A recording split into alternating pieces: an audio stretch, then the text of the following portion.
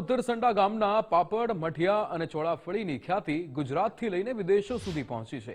દિવાળીના પર્વને લઈને આ ગામમાં ગૃહ ઉદ્યોગોમાં ખળબળાટ ચાલી રહ્યો છે।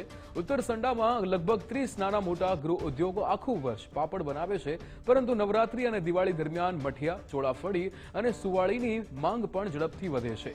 અમદાવાદ, વડોદરા, સુરત અને વિદેશોમાં ગુજરાતીઓ રહેતા હોય ત્યાં આ વાનગીઓનું વેચાણ થાય છે। આ ગૃહ ઉદ્યોગો નડિયાદ અને આસપાસના ગામોના લોકો, ખાસ કરીને મહિલાઓને રોજગારી આપે છે, જેનાથી સ્થાનિક અર્થતંત્રને ટેકો મળે છે। આ વર્ષે ખાસ વાત એ છે કે ગયા વર્ષના ભાવમાં કોઈ વધારો અહીંયા આ વર્ષે કરવામાં નથી આવ્યો, જે ગ્રાહકો માટે રાહતના સમાચાર છે। ઉત્તરસંડામાં બનતી આ વાનગીઓનું છૂટક વેચાણ નડિયાદ અને આજુબાજુના વિસ્તારોમાં થાય છે।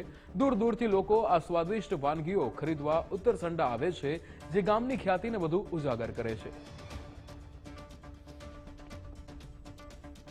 આ વખતે દિવાળીનો માહોલ સારો એવો છે અને સારી વાત તો એ છે કે ગત વર્ષ જેવું જ આ વર્ષનું બી કોઈ પણ ભાવ વધારો કે ભાવ ઘટાડો નથી।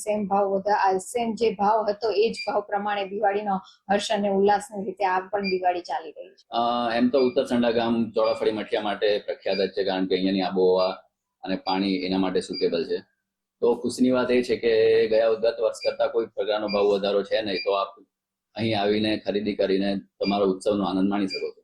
મુખ્ય થ્રુ આઉટ યર તો પાપડ ચાલતા જ હોય છે રૂટીનમાં, અને દિવાળી નવરાત્રીથી સ્ટાર્ટ કરીને દિવાળી સુધી મઠિયા ચોળાફળીનું ઉત્પાદન મોટા પાયે થતું હોય છે આ ગામમાં। દિવાળીનો માહોલ છે, 20 થી 25 માણસોને અમારે રોજગાર મળે છે। ધારો કે લેડીઝ અને જેન્ટ્સ છે બધા, અને 20-22 વર્ષથી હું અહીંયા કામ કરું છું। દિવાળીમાં અમારે અહીંયા કામકાજ બધું સારું રહે છે, બીજું બધાને રોજગાર મળે છે।